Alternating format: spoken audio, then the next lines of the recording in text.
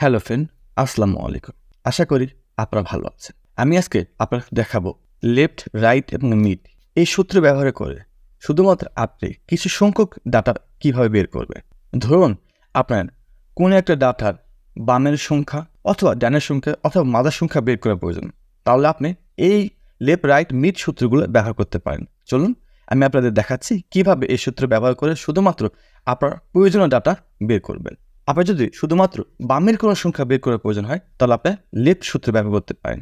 যেমন আপনি এখানে ইকুয়াল চিহ্ন দিন, এরপর লিখুন লেফট, এরপরে ব্র্যাকেট দিন।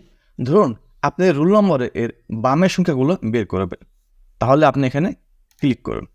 এরপরে বামে যে সংখ্যাগুলো রয়েছে যেমন 2023 এই কয়টা সংখ্যা প্রয়োজন, তাহলে আপনি এখানে কমা দিন, এরপর লিখুন 4, মানে 2023 চারটা সংখ্যা রয়েছে।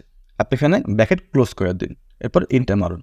দেখুন 2023 চলে আসছে। এরপরে স্ক্রল করে আপনি নামিয়ে দিন, দেখুন সবগুলো সংখ্যা চলে আসছে।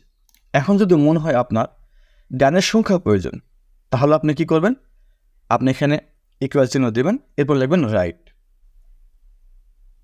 তারপরে ফার্স্ট ব্র্যাকেট।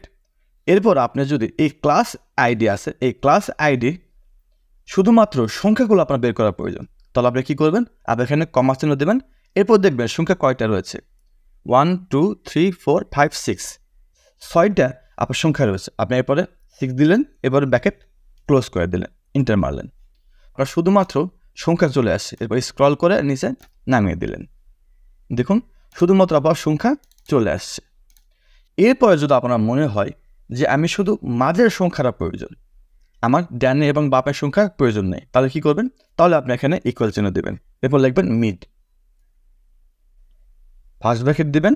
তারপরে আপনার ধরনের রুল নম্বরের এই যে 33টা আপনার প্রয়োজন, শুধুমাত্র যে রুল নম্বর মাঝে যে 33 সংখ্যাটা আছে এখানে বের হয়ে আসবে, আপনি এখানে সিলেক্ট করবেন, এরপর দেবেন কমা।